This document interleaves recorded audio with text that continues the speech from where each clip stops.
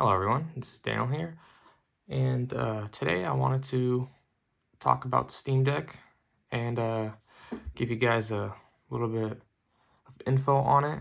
I have received it yesterday, so I had roughly like half a day to mess around with it, and so far I like it.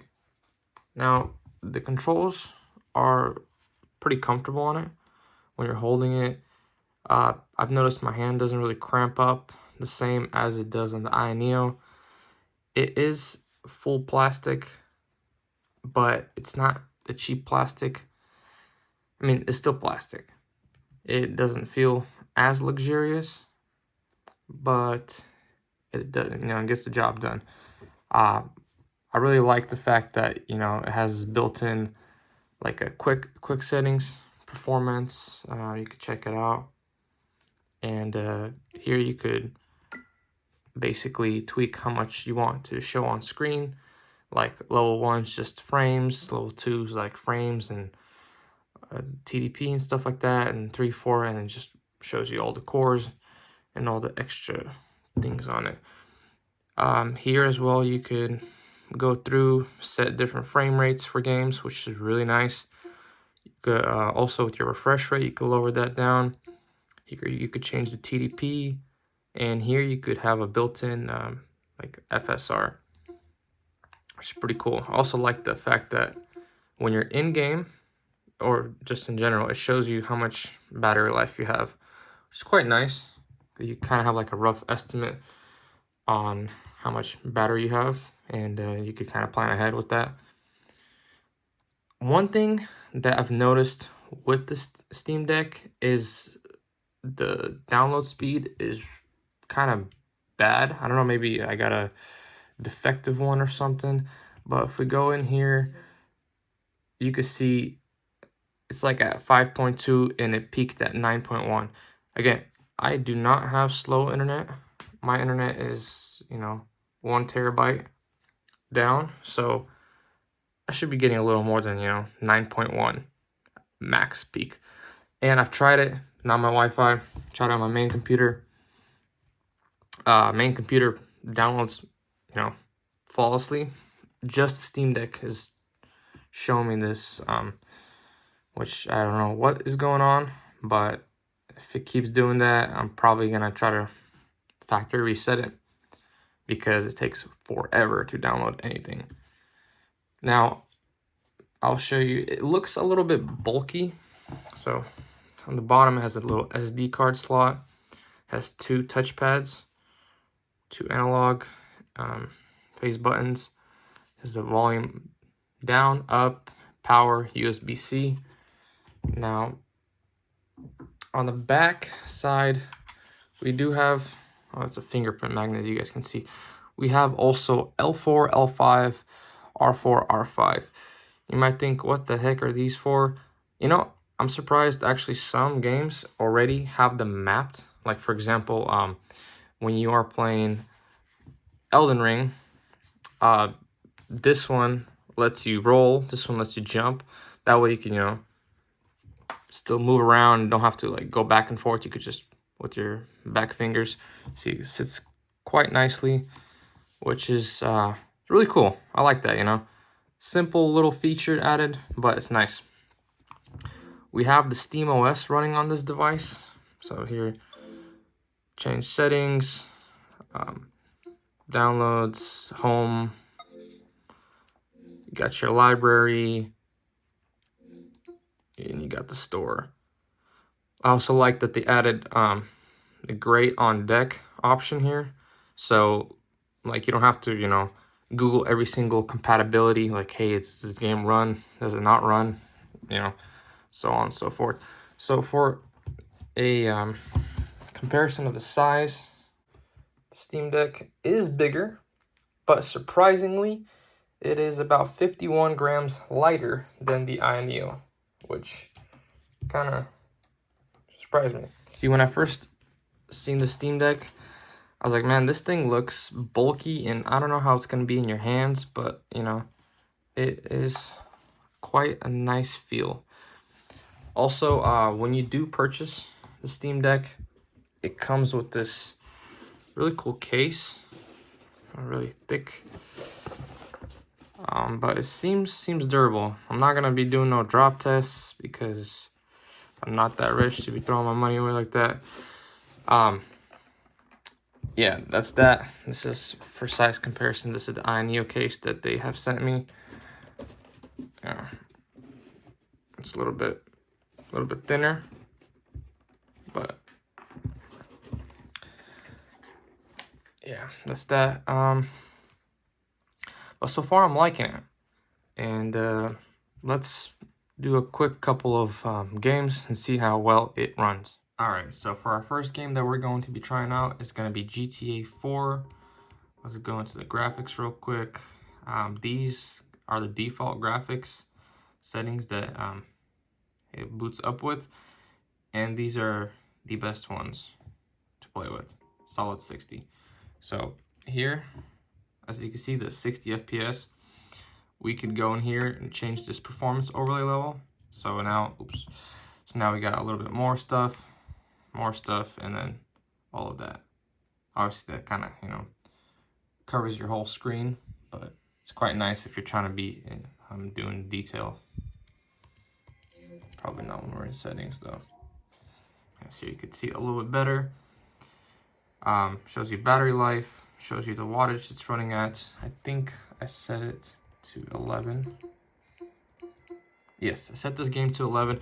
I like that also you could use per game profile. So if you select this, that means just for GTA 4, all of these settings are going to be there. So when you turn on a different game, you could set up different TDP. So you don't have to always, be tinkering around and messing with every single game you play. So if you like to, play a lot of games, you can just set a setting thing for it, and it'll be just for that game, which is really nice. I really like that. So yeah, our FPS is gonna be down here. So it's just gonna be some brief gameplay. So there's some weird glares. The screen is very shiny compared to the AMD, at least. AMD doesn't give me that much glare.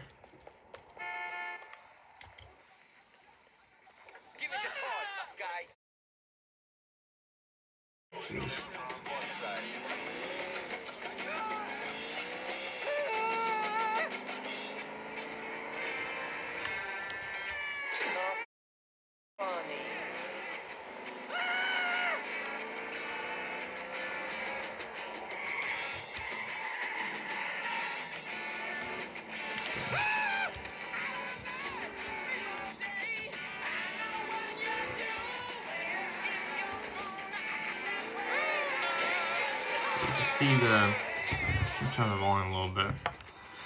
As you guys can see, the driving part is really stable. Stable 60, so let's get out of the car and cause some mayhem, or whatever you say it.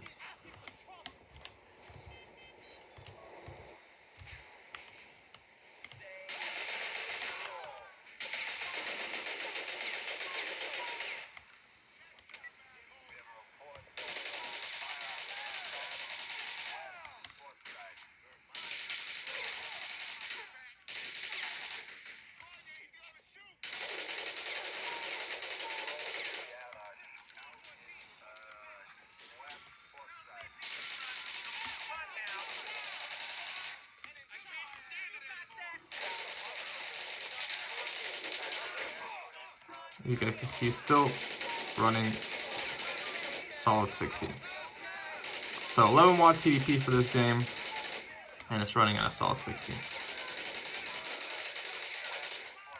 Really impressive performance. So for our next game, we're going to be trying out Elden Ring and seeing how well this performs. You guys probably seen a lot of people review this game just because of how well it runs on the Steam Deck, due to Steam optimizing it a little bit better for Proton. So let's go.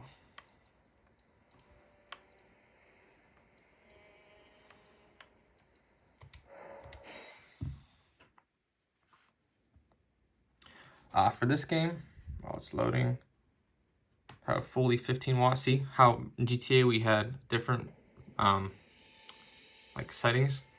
Here it's different as well. It's because I use per game profile. So here it's set to 30 frames and 15 watt TDP. Again, no FSR, just as it is.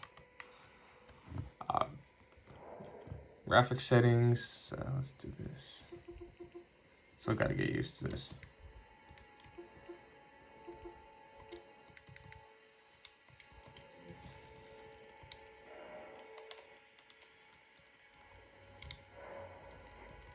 So here's the graphic settings, medium to high mix. Now we'll turn back the thing.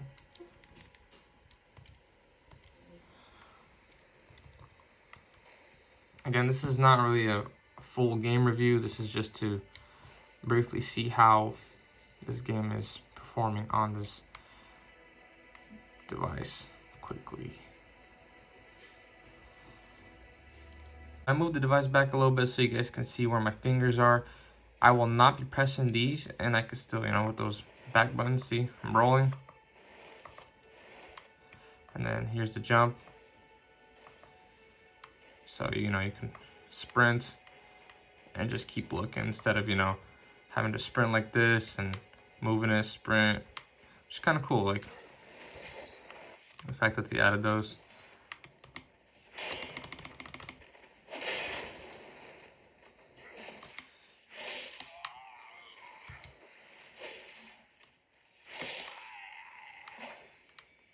This game running pretty much solid 30, dips down to 29, but like again, it's you could consider it solid 30 because you do not feel any stutters, nothing. It runs smooth. Honestly, probably runs more smooth than the PS4 base one, which is kind of blowing my mind. On the Neo, I tried this game out. It was kind of stuttering. It would you'd run, still be 30, and then boom, you like freeze up and then continue on doing so. So, okay, I'm not bashing on the Neo. I really like the Neo as well. The Steam Deck is just really good, and it's a good bang for your buck.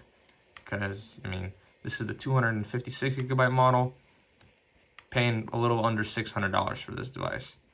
While the Neo, the version I have, probably right now is at about $1,400, $1,500. So yeah, it's kind of pricey.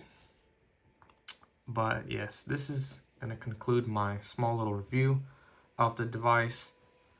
Again, this is just a brief little review because I only had half a day to mess around with it, but I am enjoying it. And for all those people that are waiting on their Steam Deck, it's worth the wait, guys. You'll get it, and you guys are going to enjoy it as well. Thanks again, guys, for watching and supporting me. If you guys do enjoy my videos, please leave a like and comment down what you guys want to see next. Maybe some comparisons, maybe some games. So yeah, let me know. Have a good one.